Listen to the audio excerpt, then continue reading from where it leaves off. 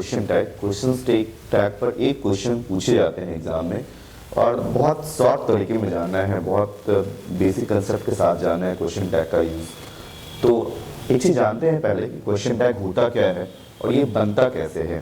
देखिए question tag की अगर बात करें हम लोग, क्वेश्चन टैग की अगर बात करें तो क्वेश्चन टैग हमेशा बनता है ऑक्सिलरी वर्ब, है ना, auxiliary verb plus subject, auxiliary verb plus subject से बनता है क्वेश्चन टैग। और क्वेश्चन टैग लिखने से पहले कॉमा जरूर होना चाहिए।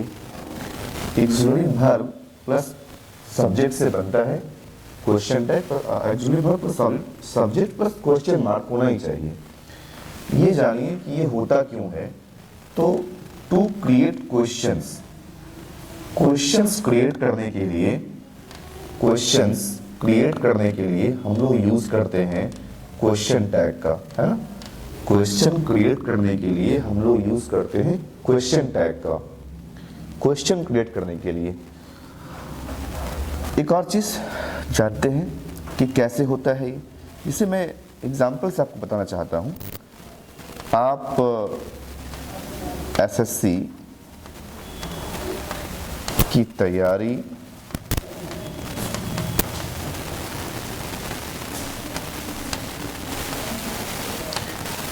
कर रहे हैं ना, नो या ना, ठीक है। एक और चीज, क्वेश्चन टैग की अगर बात करें तो क्वेश्चन टैग का जो हिंदी है वो होता है नो या ना, है ना। क्वेश्चन टैग का हिंदी होता है नो या ना। सवाल क्रिएट करने के लिए, इसे कोई कहता है आपके सामने, अगर कोई कह रहा है आपके सामने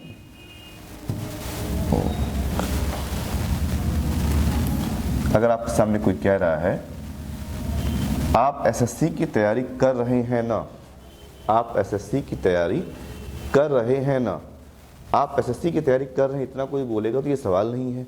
आप एसएससी की तैयारी कर रहे हैं ना, आपका रिप्लाई होगा यस या नो, यानी कि सवाल हो रहा है। आप अमित को जानते हैं ना, आप अमित को जानते हैं, नॉर्मल सेंटेंस है, अफर्मेटिव। आप अमित को जानते हैं ना, आपका रिप्लाई क्या होगा यस या नो, यानी कि इससे हमेशा सवाल तैयार होता है, क्वेश्चन क्रिएट होते हैं। किसकी सहायता से? तो क्वेश्चन टैग की सहायता से। तो क्वेश्चन टैग बनता कैसे है? ऑक्सिलरी वर्ब प्लस सब्जेक्ट से। तो देखिए कोई सेंटेंस हो, उसके लास्ट में लगा रहे नो या ना, है ना, तो उसके लिए हम लोग क्या करते हैं, सेंटेंस के बाद लिखते हैं हम लोग क्वेश्चन टैग, है ना। सेंटेंस के बाद क्या लिख देते हैं, क्वेश्चन टैग। अगर सेंटेंस के बाद हम क्वेश्चन टैग लिख देंगे तो सारी कहानी क्लियर है। क्या था, ठीक है। अब जानिए इसमें कि कैसे यूज होता है इसका। देखिए अगर इसके यूसेज की बात करें तो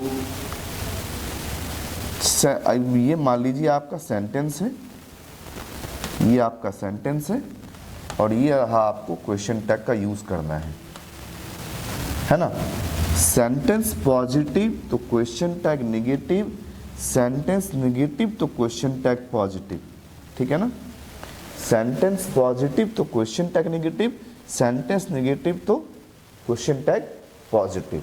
इतना सा ही फंडा है कि अगर सेंटेंस पॉजिटिव है तो क्वेश्चन टैग नेगेटिव है और सेंटेंस नेगेटिव है तो क्वेश्चन टैग पॉजिटिव होगा। अब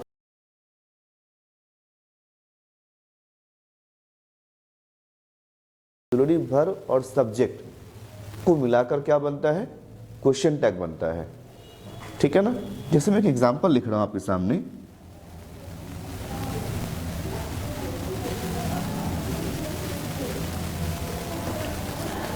देखते हैं एग्जाम्पल।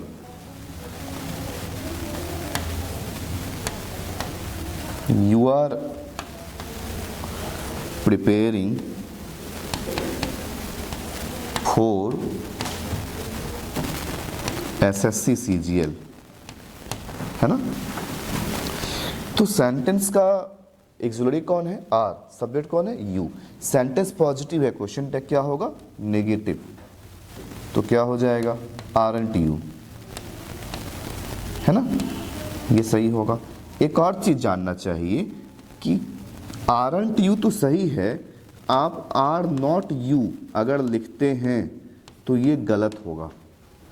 क्वेश्चन टैग में हमेशा शॉर्ट फॉर्म लिखा जाता है, एक्सिलरी वर्ब प्लस नॉट का शॉर्ट फॉर्म ही लिखते हैं हम लोग, हमेशा शॉर्ट फॉर्म लिखेंगे। एक्सिलरी वर्ब, ठीक है ना, एक्सिलरी वर्ब प्लस सब्जेक्ट का शॉर्ट फॉर्म लिखेंगे, आर नॉट का आरंट लिखेंगे।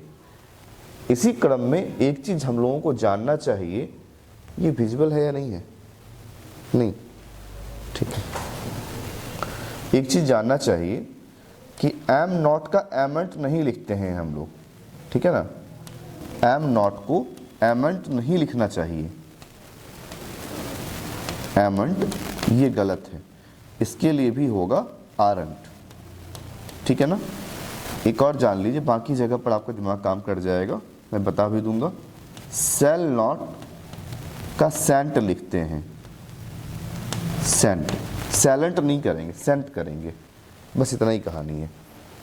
खैर, तो मैं कह रहा था सेंटेंस पॉजिटिव है तो क्वेश्चन टैग नेगेटिव है, सेंटेंस नेगेटिव है तो क्वेश्चन टैग पॉजिटिव है। जैसे मान लीजिए कहा जाता है दे हैव नॉट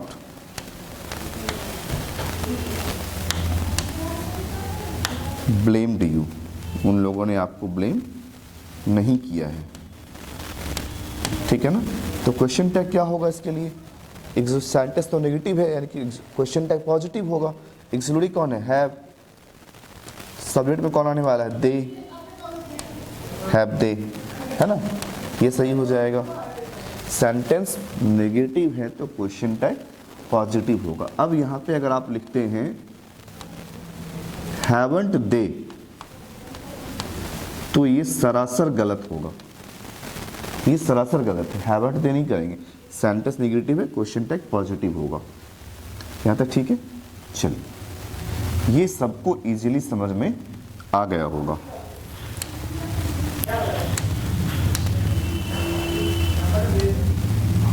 अब देखिए कुछ और चीज़ें भी समझते हैं हम लोग। मैं कह रहा था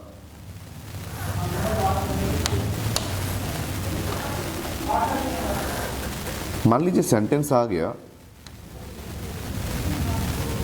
you invited all of them, आप लोगों ने या आपने उनमें से सबको इनवाइट किया, है ना।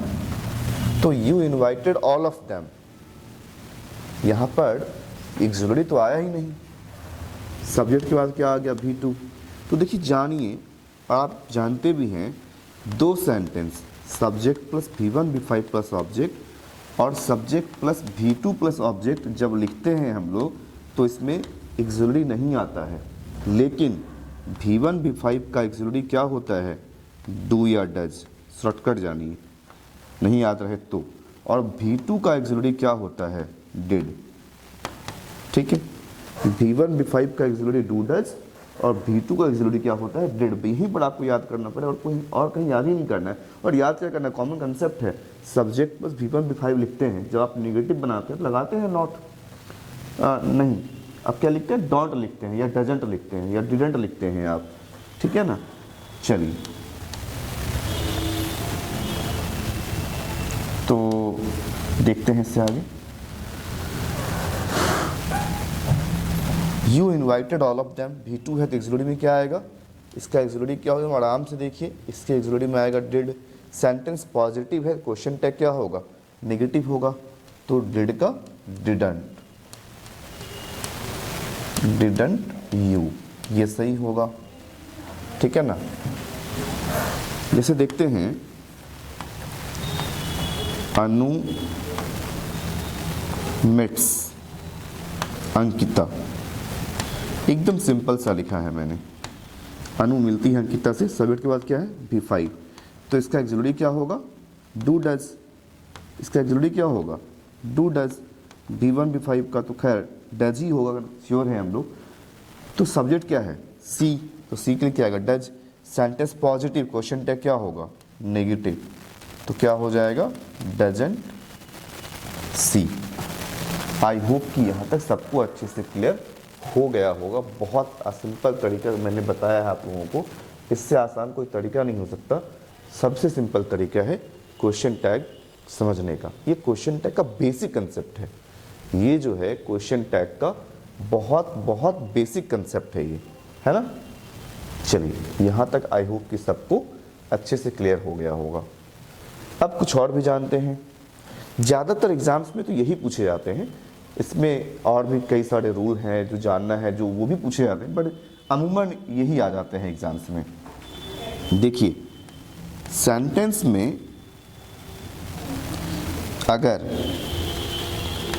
हार्डली, स्कार्सली, बेयरली, रेयरली या सेल्डम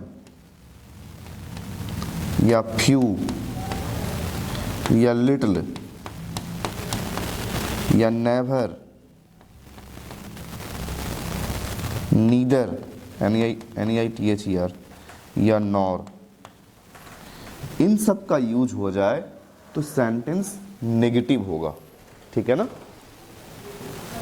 क्या होगा, ये सभी शब्द या ये सभी वर्ड्स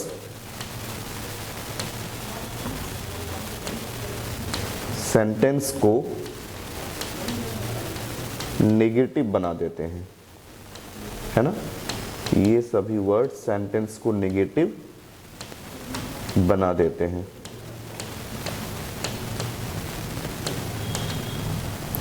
ये सभी वर्ड्स सेंटेंस को नेगेटिव बना देते हैं।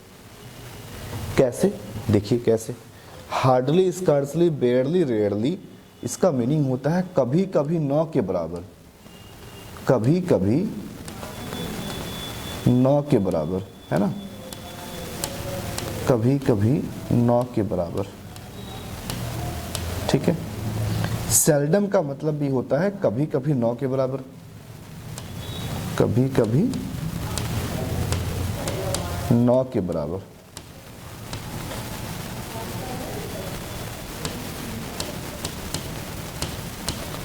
फ्यू और लिटिल का मतलब है न के बराबर। फ्यू और लिटिल दोनों का मीनिंग है न के बराबर, थोड़ा या कम, न के बराबर। नेवर जानते हैं आप, कहीं नहीं, नीदर न तो, नॉट न तो, और नॉट लगा रहेगा तो उससे भी क्या हो जाएगा, नेगेटिव हो जाएगा। तो ये सभी ऐसे शब्द हैं जो सेंटेंस को नेगेटिव बना देते हैं। अगर ये सारे वर्ड सेंटेंस को नेगेटिव बना देते हैं तो इनके लिए आने वाला क्वेश्चन टैग तो ऑब्वियस सी बात है क्या होगा, पॉजिटिव होगा, क्योंकि ये सेंटेंस को नेगेटिव बना देंगे तो क्वेश्चन टैग तो पॉजिटिव हो जाएगा। जैसे देखते हैं, you hardly study at night, you hardly study at night. Hardly 9 के बराबर, सब्जेक्ट के बाद भी बने पढ़ता है तो आप 9 के बराबर पढ़ते हैं रात में, है ना, तो इस सेंटेंस तो नेगेटिव हो गया। खैर सब्जेक्ट के बाद क्या है, V1 V5 है, V1 है, तो एक्चुअली में क्या आएगा, डू डैज। तो चूंकि सब्जेक्ट क्या है, यू, तो उसके लिए क्या होगा, डू। तो इसके लिए हम लोग क्या लिखेंगे, डू यू। अब जो लोग सेंटेंस का मीनिंग समझना नहीं चाहते हैं, सेंटेंस डायरेक्ट आंसर दे रहे हैं, तो लिख देंगे डोंट यू। अगर आप डोंट यू लिखेंगे तो क्या हो जाएगा, ये रॉन्ग हो जाएगा। और डोंट यू अगर आप लिखते हैं तो ये रॉन्ग हो जाएगा। क्यों, क्योंकि सब्जेक्ट के बाद V1 है, सब्जेक्ट के बाद V1 है, ठीक है, लेकिन यहाँ पे नॉट वाला वर्ड लगा हुआ है, हार्डली, ये सेंटेंस को नेगेटिव बना रहा है। आप नहीं पढ़ते हैं रात में, 9 के बराबर पढ़ते हैं, आप नहीं पढ़ते हैं, सेंटेंस नेगेटिव है तो क्वेश्चन टैग पॉजिटिव होगा। जैसे एक और देखते हैं, राधा सेल्डम मीट्स कृष्णा, है ना, राधा सेल्डम मीट्स कृष्णा, तो सब्जेक्ट की बात क्या है, B5 है, डू डज यूजुअली में आएगा। लेकिन सेल्डम तो सेंटेंस को नेगेटिव बना दिया, सेंटेंस तो नेगेटिव हो गया, तो क्वेश्चन टैग पॉजिटिव होगा, यानी कि राधा 9 के बराबर मिलती है कृष्णा से, यानी राधा कृष्णा से नहीं मिलती है। तो एक्सक्लूडिव में क्या आएगा, डू डज, तो राधा के लिए क्या हो जाएगा, सी, सी के लिए डज, डज सी, ये सही होगा। इसमें डियर एक चीज़ और जानना चाहिए कि एक तो है कि डजंट सी आप नहीं लिख सकते हैं, क्योंकि सेंटेंस पहले से पॉजिटिव नेगेटिव है, तो क्वेश्चन टैग तो पॉजिटिव होगा। एक और चीज़ जानिए कि आप क्या नहीं लिख सकते हैं, आप अगर डज राधा लिखते हैं तो ये भी गलत होगा। क्वेश्चन टैग जो क्वेश्चन टैग है इसके ये बनता कैसे है, ऑक्सिलरी वर्ब प्लस सब्जेक्ट्स, तो सब्जेक्ट में आपको हमेशा प्रोनाउन ही लिखना है, सब्जेक्ट में हमेशा आपको प्रोनाउन ही लिखना है, कुछ और नहीं लिखना है आपको, ठीक है ना, सब्जेक्ट में हमेशा आपको प्रोनाउन ही लिखना है। चलिए, तो मैं कह रहा था कि डज सी होगा, डजंट सी नहीं होगा, या डज राधा नहीं होगा, ये भी हो गया। तो किसी सेंटेंस में अगर hardly, scarcely, बेयरली, rarely, seldom, neither, nor, not, ये सब वर्ड लगे रहें तो ये सेंटेंस को नेगेटिव बना देते हैं, और इनके लिए क्वेश्चन टैग के रूप में हम लोग हमेशा पॉजिटिव क्वेश्चन टैग को लेकर के आएंगे, क्योंकि सेंटेंस के मीनिंग को नेगेटिव बना देते हैं ये। चलिए, अब एक चीज़ जानिए, सेंटेंस में अगर आपको लिख कर दे दिया जाए, सेंटेंस में अगर आपको लिख कर दे दिया जाए late plus object plus V1 plus object, ठीक है ना, तो इसके लिए क्वेश्चन टैग में हमेशा हम लेकर आएंगे विल यू, ये फिक्स्ड है ना, जैसे लेट हिम स्टडी, उसे पढ़ने दीजिए, विल यू, तो अब क्या हो जाएगा, उसे पढ़ने दीजिए ना, जैसे let them enter the class, उन लोगों को क्लास एंटर करने दीजिए, है ना, तो क्या हो जाएगा, विल यू, ये क्लियर हो जाएगा। अब जैसे देखिए, सेंटेंस में अगर आपको दे दिया जाए लेट प्लस ऑब्जेक्ट में अस फिक्स्ड दे दिया जाए, अस ही दे आपको, फिक्स्ड है, अगर let us plus V1 plus object ऐसा दे, तो क्वेश्चन टैग में हमेशा शैल वी होगा। और फिर इन सब सिचुएशन में आपको ये नहीं सोचना है कि नेगेटिव है पॉजिटिव होगा, पॉजिटिव है नेगेटिव हो, ये नहीं सोचना है, फिक्स्ड है, लेट वाले के लिए विल यू ही होगा, late plus object plus V1 रहेगा तो विल यू ही होगा, और लेटस रहेगा तो शैल वी होगा। जैसे देखिए, let us dance together, let us dance together, चलिए नाचते हैं एक साथ, तो क्या हो जाएगा, शैल वी। जैसे कहते हैं let's play cricket, shall we, चलिए क्रिकेट खेलें ना, नहीं लेट्स डांस टुगेदर, चले साथ में नाचे ना, तो लेटस के साथ हमेशा क्या है, शैल वी का यूज ही होगा, ये फिक्स्ड है। अब एक चीज और जानिए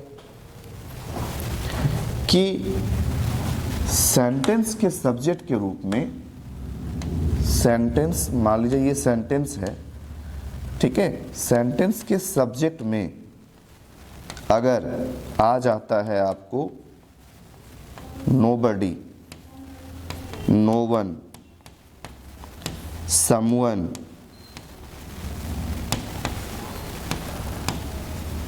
एवरीवन, एनीवन, है ना, nobody, somebody,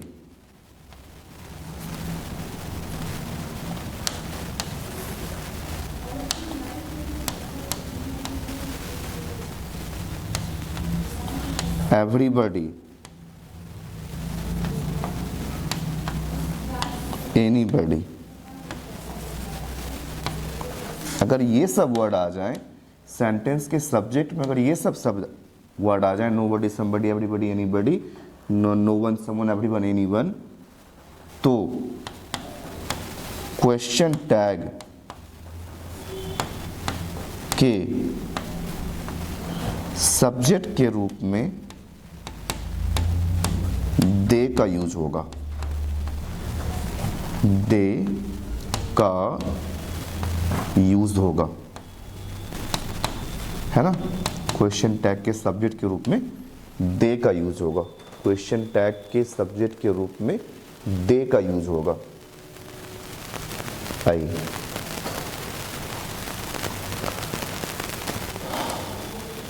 someone invited Amit, है ना। किसी ने अमित को इनवाइट किया, सब्जेक्ट पर V2 है तो इसका एक्सिलरी क्या हो जाएगा, डिड। सेंटेंस पॉजिटिव है, क्वेश्चन टैग नेगेटिव होगा तो डिडंट दे, है ना। Sentence positive, question tag negative हो गया, डिडंट दे। हम लोग डिडंट समवन नहीं लिखेंगे, है ना। जैसे everyone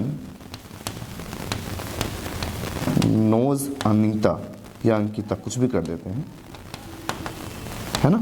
everyone knows Ankita, sentence क्या है, ओहो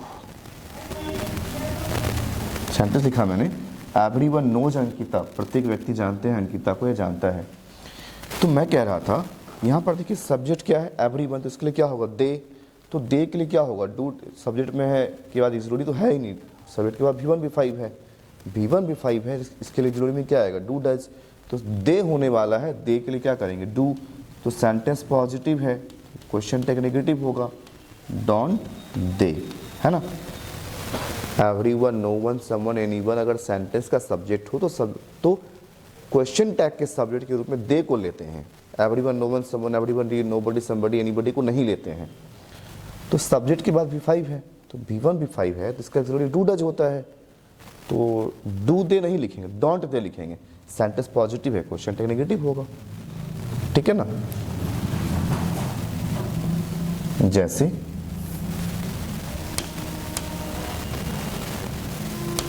someone has stolen my bag, है ना, किसी ने चुरा लिया है मेरा बैग। तो एक्सिलरी क्या है, हैज या है, प्लस भीतरी चल रहा है। तो अब ऐसा नहीं कि समवन है तो हैज का हैज ही लिख देंगे, यहाँ पर वो चेंज हो सकता है, क्योंकि समवन के तो हम लोग क्वेश्चन टैग में यहाँ क्या लिखने वाले हैं, दे लिखने वाले हैं। एक्सिलरी में हैज करें या हैव करें, हैज नहीं कर देंगे। दे के लिए क्या होता है, हैव, तो हैव का नेगेटिव क्या हो जाएगा, हैवंट दे। इस तरह से यूज करेंगे, ठीक है ना। तो मैं कह रहा था ये क्वेश्चन का सेक्शन 1 है, ये पार्ट 1 मैंने बताया है आपको आज। सेक्शन का पार्ट 2 कल आप लोग देख पाएंगे। आप question tag part 1, question tag part 2 देख लेंगे। कल मैं क्वेश्चन टैग का सारा कंसेप्ट मैं क्लियर कर दूंगा, कल आप लोगों को सारे क्वेश्चंस भी करा दूंगा। आज के लिए इतना ही। वीडियो अगर अच्छा लगे तो शेयर जरूर कीजिएगा और अपने कमेंट्स जरूर छोड़िएगा। आज के लिए इतना ही। Thank you so much.